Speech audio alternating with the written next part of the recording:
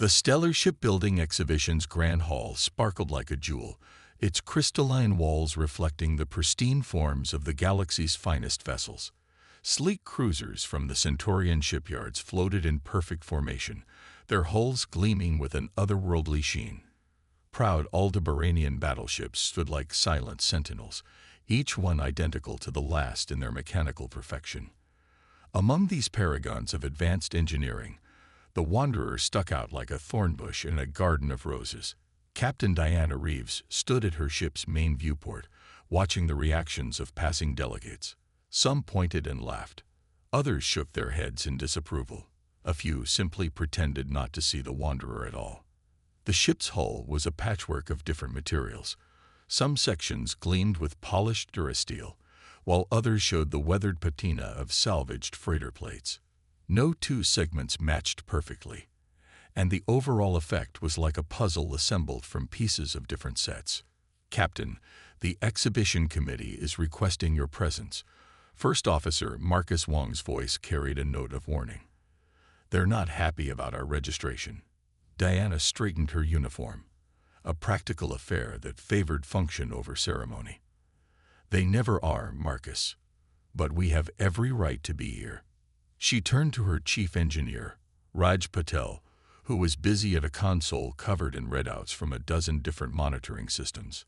"How are we looking?" "Better than ever," Raj replied without looking up.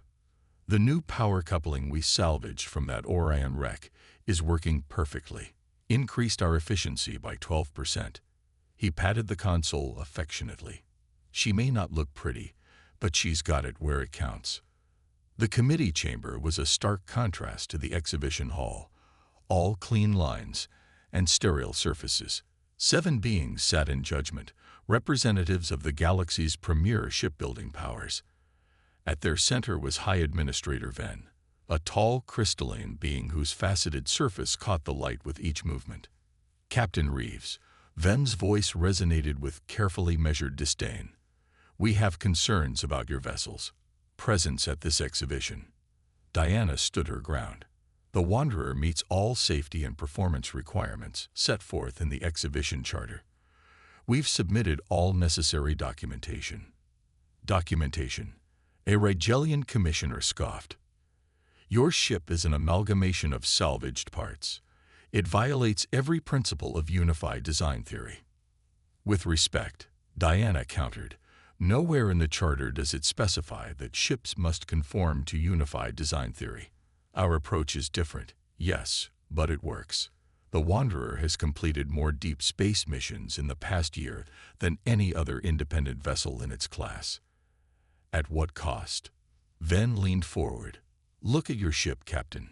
Every component fighting against every other component. It's inefficient, dangerous, even." Diana smiled. "Actually, our efficiency ratings are well above standard. You see, we don't force components to work together. We let them work together naturally. Human engineering isn't about forcing uniformity. It's about finding harmony in diversity." The committee exchanged glances. To them, her words probably sounded like nonsense. Their worlds had spent centuries perfecting their designs, refining them down to mathematical ideals.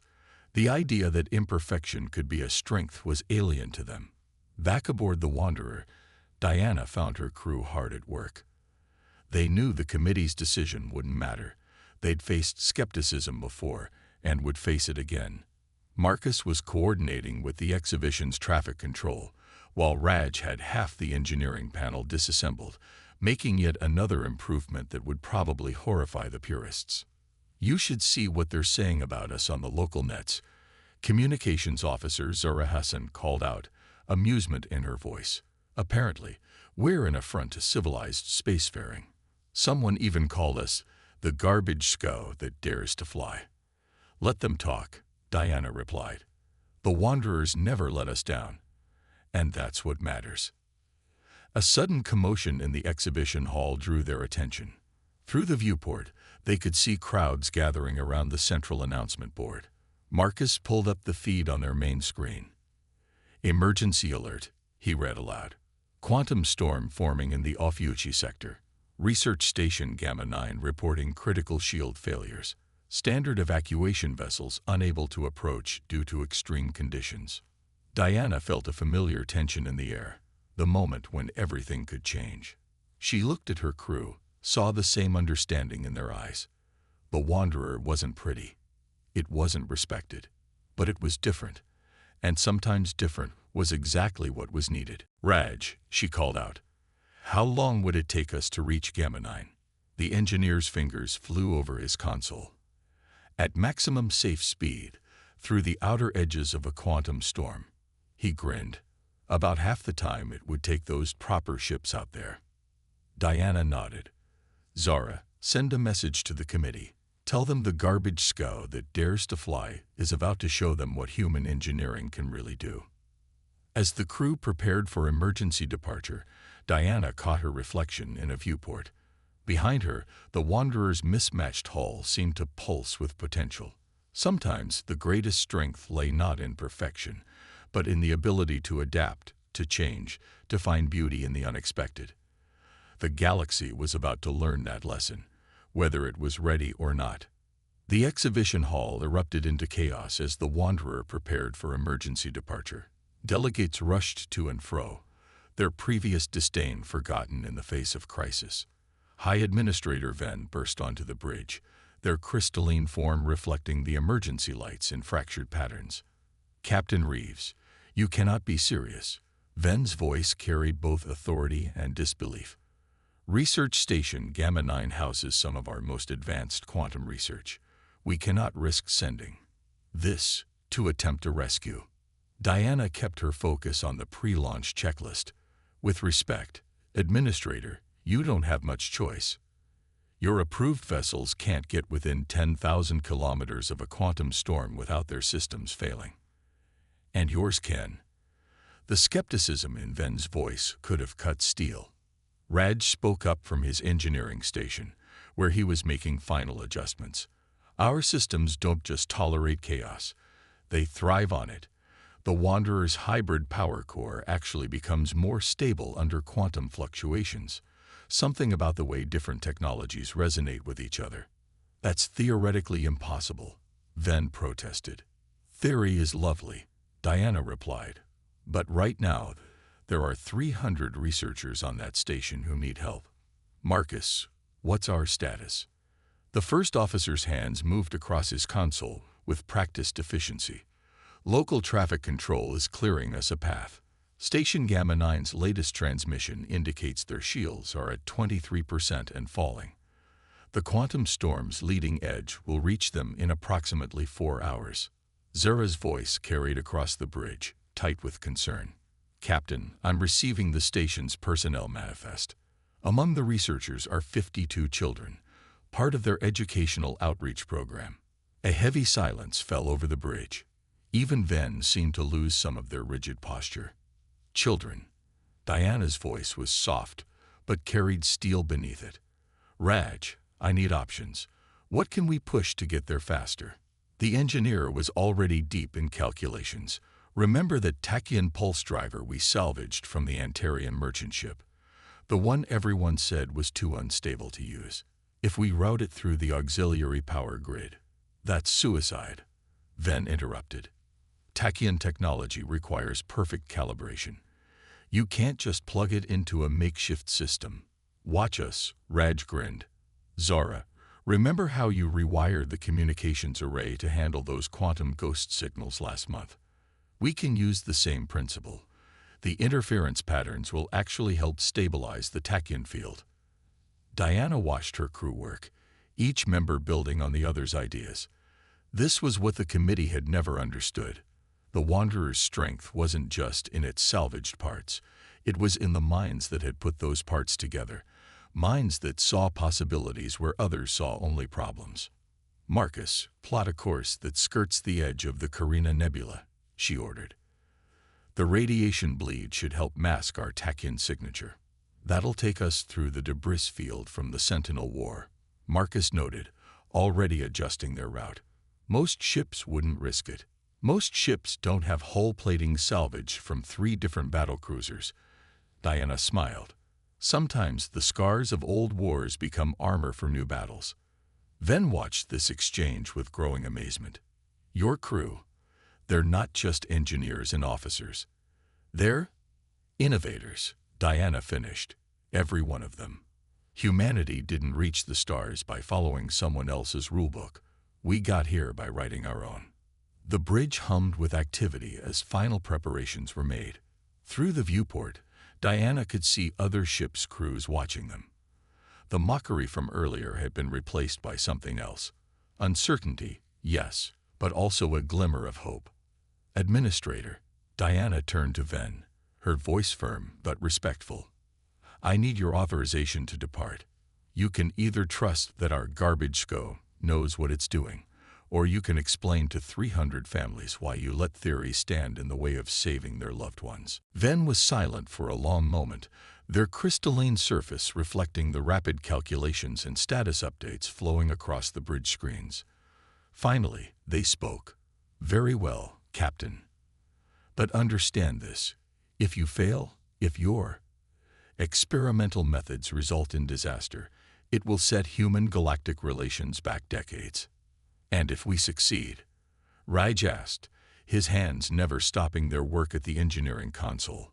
Then perhaps, Ven admitted slowly, we will all have to reconsider what we think is possible. The authorization came through moments later. As the Wanderer's engines spooled up, each one singing in a slightly different key that somehow formed a perfect chord, Diana addressed her crew. What we're about to attempt goes beyond any normal rescue mission. We'll be pushing systems in ways they were never designed for, combining technologies that shouldn't work together. The storm we're heading into has already turned back ships that cost more than our entire operating budget for the past decade. She paused, looking at each crew member in turn. In other words, it's just another day at the office. A quiet laugh rippled through the bridge. They all knew the risks, but they also knew their ship. The Wanderer might be a patchwork of salvaged parts, but every piece had been chosen with purpose, every modification made with care and insight. As they prepared for departure, Zara's console lit up with an incoming transmission. Captain, we're receiving emergency broadcasts from other ships. They're offering their engineering data, specifications for their shield harmonics, power distribution networks, everything. Diana smiled. Finally, the galaxy was learning. In times of crisis, innovation mattered more than tradition, and survival depended on being willing to try the impossible. Thank them for me, she ordered, and tell them to watch closely. They're about to see what happens when human ingenuity meets alien engineering. The Wanderer's engines reached full power, their discordant harmony building to a crescendo. Let's go save some lives. The quantum storm loomed before them like a writhing wall of impossible colors. Through the Wanderer's viewport, reality itself seemed to twist and bend, space-time warping under the strain of conflicting forces. They were now well beyond the point where other ships had been forced to turn back. Quantum fluctuations at 700% above normal parameters, Marcus reported, his voice steady despite the readings on his screen. Standard navigation systems are completely useless here. Diana nodded, watching the storm's patterns. Switch to visual piloting. Raj's sensor modifications should still give us basic proximity warnings. Visual piloting. Zara's eyes widened. Through a quantum storm. The old asteroid miners used to say you could feel the right path, Diana explained, her hands moving to the manual controls. They navigated by instinct when their instruments failed. Right now, we need to do the same. The Wanderer shuddered as they entered the storm's outer edges. Alarms blared across every station, warning of conditions that should have torn the ship apart. But where other vessels would have fought against the chaos, the Wanderer's systems adapted, each piece finding its own rhythm within the quantum turbulence. Power fluctuations in the main grid, Raj called out, his fingers dancing across his console, rerouting through the salvaged tachyon circuits. There. The quantum interference is actually improving our power efficiency, just like we theorized. Diana felt a surge of pride. This was what they had built the Wanderer for, not just to survive the impossible, but to thrive in it. Each salvaged component, each jury-rigged system that had drawn mockery from the galaxy's finest engineers, was now proving its worth. New contact. Marcus's voice cut through the storm's howl. Getting readings from Station Gamma 9. Their shields are failing faster than predicted. We have maybe 20 minutes before total collapse. On the main screen, they could see the research station, a gleaming spiral of laboratories and habitation rings, now surrounded by a flickering barrier of energy that was visibly weakening under the storm's assault. Emergency beacons pulsed desperately, their signals distorted by the quantum interference. "Zara, can you get me a channel to the station?" Diana asked, never taking her eyes off the violent swirls of energy between them and their goal. "Negative, Captain. Conventional communications are completely scrambled." Zara paused, then smiled. "But that quantum ghost signal modifier we installed last month, it's working perfectly. Audio only, but it's stable." A voice crackled through the bridge speakers, tight with barely controlled panic. "This is Research Director Kellen of Station Gamma 9. Unknown vessel, your approach vector is suicide. Repeat, do not attempt approach. The quantum interference will tear you apart." "Research Director, this is Captain Reeves of the independent vessel Wanderer. We're here to get you out. All of you." There was a moment of stunned silence. "Captain, our sensors must be malfunctioning. They're showing your ship as a patchwork mess." Diana finished for him. "Those readings are accurate, Director. And that mess is exactly why we're still flying while every other ship had to turn back. Now, I need you to trust us and start your evacuation procedures. Time is critical." As if to emphasize her point, a massive quantum surge slammed into the Wanderer. The ship groaned, its mismatched hull plates flexing and shifting in ways that would have spelled disaster for a conventionally designed vessel. "Hull stress at 140% of rated maximum," Marcus reported. "But the adaptive reinforcement is holding. Those Kraken-class destroyer plates we salvaged are actually getting stronger under the quantum bombardment." Raj laughed from his station. "Of course they are. The quantum energy is exciting the trace elements in the alloy. The more power hits us, the tougher they become. It's like the storm is helping us build our own armor." Another voice cut through the chaos. Administrator Venn, monitoring their progress from the exhibition hall. "Captain Reeves, we're seeing impossible readings from your ship. Your power signature. It's unlike anything in our database." "That's because we're not trying to fight the storm," Diana explained, executing a series of manual corrections as another wave of quantum energy washed over them. "We're letting it work with us. Every piece of the Wanderer was chosen because it could adapt, could find harmony in chaos. Right now, that chaos is becoming our strength." They were closer to the station now, close enough to see individual figures moving behind viewport windows. The faces of the trapped researchers and their children were pressed against the glass, watching their unlikely salvation approach through the heart of what should have been unsurvivable. "Incoming," Marcus shouted. Massive quantum surge, multiple vectors. Diana's hands flew across the controls. "Raj, give me everything you can to the forward shields. Zara, broadcast our hull harmonics to the station. Maybe they can adapt their remaining shields to match our frequency." The surge hit them like a physical wall. Warning lights flashed across every console as the Wanderer's systems were pushed far beyond their designed limits. But where other ships would have shattered, the Wanderer transformed. Each salvaged component, each jury-rigged system found its place in the chaos, creating a symphony of survival from what should have been discord. Through the viewport, Diana watched as their shield harmonics reached the station, its barrier shifting to match the Wanderer's quantum reactive pattern. It wasn't pretty. The combined field flickered and pulsed in a dozen different colors, but it was holding. "Director Kellen," Diana called through the quantum ghost channel, "prepare your people for emergency transfer. We're going to show you what human engineering can really do." The space between the Wanderer and Station Gamma 9 crackled with quantum energy, reality itself seeming to twist and fold in impossible ways. The distance was less than a kilometer, but it might as well have been light years. No conventional docking procedure would work in these conditions.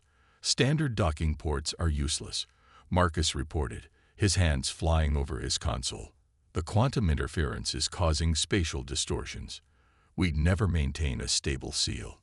Diana studied the situation, her mind racing through possibilities.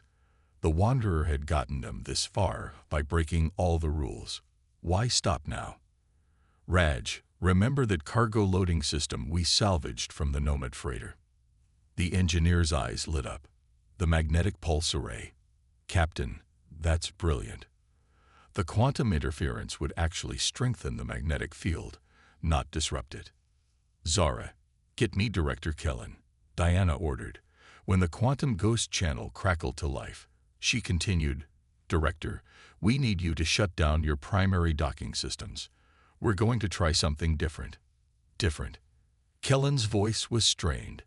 Captain, we have 300 lives aboard this station. We can't afford to experiment. With respect, Director, experimenting is exactly what's kept us alive so far. Trust us. There was a pause, then, very well, Captain. What do you need us to do? The next few minutes were a blur of activity. Under Raj's direction, the Wanderer's salvaged magnetic system was repurposed into something entirely new. The quantum storm raged around them. But now they were using its power, channeling its chaos into their improvised rescue plan. Magnetic pulse array charge, Raj announced. But Captain, even if this works, we'll only have one shot. The power requirements are massive. Diana nodded. Then we make it count. Marcus, bring us in as close as you can. Zara, coordinate with the station's emergency teams. I want their people ready to move the moment we establish a connection. The Wanderer edged closer to the station, fighting against quantum currents that threatened to tear them apart. Through the viewport, they could see the fear on the faces of the station's inhabitants and the hope that was beginning to replace it. Now, Diana commanded. The magnetic pulse fired, a visible wave of energy cutting through the quantum chaos. For a moment, nothing happened. Then, like a miracle of physics, a stable corridor formed between the ships, a tunnel of relatively calm space held in place by the interaction between their magnetic field and the quantum storm itself. It's working, Marcus exclaimed. The quantum interference is actually stabilizing the field. The storm is helping us create a safe passage. Transfer corridor stable, Raj confirmed, though his hands never stopped moving across his controls. But we need to move fast. I don't know how long this will hold. The evacuation began immediately. Through the Wanderer's cameras, they watched as people began moving through the magnetic corridor. Scientists clutching research data, parents carrying children, station crew helping the elderly, a stream of life flowing through their impossible bridge. 200 evacuated, Zara counted. 220. Wait, something's wrong.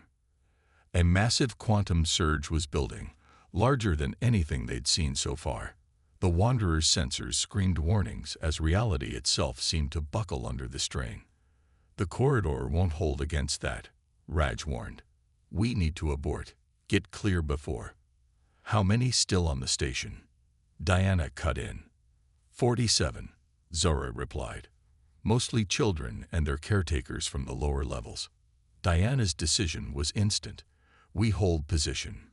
Raj, divert all non-essential power to the magnetic field. We're not leaving anyone behind. The surge hit like a physical blow. The Wanderer's hull creaked and groaned, its mismatched plates straining against forces that should have torn them apart. Warning lights flashed across every console as systems redlined. But something extraordinary was happening. The quantum energy, instead of destroying their makeshift rescue system, was being channeled through the Wanderer's hybrid technologies. Each salvaged component, each jury-rigged solution found new ways to adapt, to survive, to thrive in the chaos. Power levels exceeding maximum ratings, Raj reported, his voice a mix of concern and amazement. But, Captain, look at this. The quantum surge is actually reinforcing our magnetic corridor. The storm's trying to tear us apart, but we're using its own energy to hold ourselves together. Through the quantum ghost channel, they could hear Administrator Ven's voice from the exhibition hall. Impossible. Simply impossible. Every known law of physics says this shouldn't work. Maybe it's time to rewrite those laws, Diana replied, her eyes fixed on the stream of evacuees still making their way to safety. Humanity didn't get to the stars by accepting limitations. We got here by finding ways around them. The final group of evacuees, a teacher leading a line of wide-eyed children, had just crossed the threshold when the corridor began to collapse. The Wanderer systems, pushed far beyond their design limits, were finally starting to fail. Everyone's aboard, Zora announced. Station Gamma 9 is completely evacuated. Diana's hands moved to the controls. Raj, cut power to the magnetic array. Marcus, get us clear of the surge zone. Let's show these people how a garbage SCO makes its exit. As they pulled away from the doomed research station, the quantum storm reached its peak. Through their rear cameras, they watched as Gamma 9's structure finally gave way, torn apart by forces that would have claimed 300 lives, if not for a ship that dared to be different. In the Wanderer's crowded corridors, 300 saved souls were finding spaces among jury-rigged systems and salvaged components. Many were still trembling from their brush with death, but their faces showed something else too. A dawning understanding that they had just witnessed something unprecedented, something that would change the galaxy's understanding of what was possible. Captain, Zora called out, we're getting transmissions from ships across the sector. They're applauding. Even the Centaurian vessels are firing their ceremonial light bursts in salute. Diana smiled, looking around at her exhausted but proud crew. Send them our thanks. And remind them, this is what happens when you stop trying to fight chaos and learn to dance with it instead. The stellar shipbuilding exhibition's grand hall had transformed in the days following the Wanderer's return. Where once pristine vessels had stood in perfect rows, now engineers and scientists clustered around displays showing data from the rescue mission. The Wanderer itself held center stage, its mismatched hull bearing new scars from the quantum storm, badges of honor that told a story of impossible victory. Diana stood before the exhibition committee, but this time the atmosphere was different. High Administrator Ven's crystalline form seemed to shimmer with an almost revered quality as they addressed the gathered crowd. 3 days ago, Ven began, we witnessed something that challenges everything we thought we knew about spacecraft design. The Wanderer didn't just survive conditions that our finest ships couldn't approach. It turned those very conditions into advantages. Raj stepped forward, displaying holographic diagrams of the Wanderer systems. The key was never trying to build the perfect ship, he explained to the captivated audience. It was about building a ship that could adapt, that could learn and grow from every challenge. The images showed how each salvaged component had responded during the crisis, how the quantum storm's energy had been channeled and repurposed, how systems that should have fought each other had instead created new synergies. We've analyzed the data from your rescue mission extensively, a Regellian engineer announced, their previous skepticism replaced by professional curiosity. The way your magnetic pulse array interfaced with the quantum field, it shouldn't have been possible. Yet not only did it worked better than any conventional system could have. Research Director Kellen, now recovered from the evacuation, stood to address the assembly. My team has begun incorporating principles from the Wanderer's design into our new research protocols. The same flexibility that saved our lives could revolutionize how we approach quantum physics itself. Around the hall, other changes were already visible. Engineers from a dozen worlds clustered around salvage dealers' booths, examining components that would have been dismissed as worthless days earlier. Conversations buzzed with new possibilities, not about achieving perfection, but about finding potential in the unexpected. Captain Reeves, Ven's voice carried across the hall. When you first arrived, we saw your ship as an aberration, a violation of everything we believed about proper engineering. We were wrong. The administrator's crystalline surface rippled with colors that indicated deep emotion in their species. The Wanderer represents something we had forgotten in our pursuit of perfection. The power of adaptation, of evolution, of finding strength in diversity. Diana looked at her crew, Marcus at the pilot's station, running simulations with a group of wide-eyed cadets, Zara teaching a Centaurian communications team how to modify their quantum ghost protocols. Raj surrounded by engineers from 3 different worlds, all eagerly discussing the possibilities of hybrid power systems. The Wanderer was never meant to be perfect. Diana addressed the assembly. She was meant to be possible. Every piece, every modification, every jury-rigged solution represents a choice to see potential where others saw only flaws. That's the true legacy of human engineering, not the pursuit of an ideal, but the courage to try new paths. Through the hall's transparent ceiling, stars glittered against the darkness of space. Somewhere out there, the quantum storm still raged around the remains of Station Gamma 9. But now, ships of various designs were cautiously approaching its edges, studying the phenomenon with new eyes and new ideas. "We're establishing a new division," Venn announced. "The Adaptive Engineering Initiative. Captain Reeves, we would be honored if you and your crew would help lead it. The galaxy needs people who can see possibilities where others see only problems." Diana smiled, remembering all the ports that had turned them away, all the officials who had mocked their methods. "We'd be happy to help, Administrator, but on one condition. The initiative needs to be open to everyone, not just the established powers. Some of our best ideas came from independent salvagers, frontier mechanics, and engineers who never set foot in a formal academy." "Agreed," Venn replied without hesitation. "After all, who better to help us expand our understanding than those who have already proven that the impossible is merely the improbable in disguise?" Later, aboard the Wanderer, Diana found Raj making yet another modification to their systems, incorporating something from the exhibition. She asked.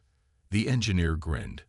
"Actually, I'm installing parts from that old mining guild separator we found last month. After seeing how the quantum storm affected our power grid, I had some new ideas about energy conversion." Diana laughed. "Some things never change." "But some things do," Raj replied, gesturing to the activity visible through the viewport. Ships of all designs now docked near the Wanderer, their crews eager to learn and share ideas. The rigid hierarchies of galactic engineering were giving way to something new, something that embraced chaos and possibility rather than fearing it. The Wanderer had arrived at the exhibition as an outcast, a joke, a challenge to everything the galactic community believed about proper spacecraft design. It was leaving as something else, a pioneer, a teacher, a symbol of what was possible when innovation was valued over tradition, when the courage to be different outweighed the comfort of conformity. As Diana looked out at the stars, she knew that somewhere out there, another crew was probably fitting mismatched parts together, trying something that everyone said couldn't work. And thanks to the Wanderer, they would know that they weren't alone. That sometimes the finest achievements in human history came not from following the rules, but from daring to break them.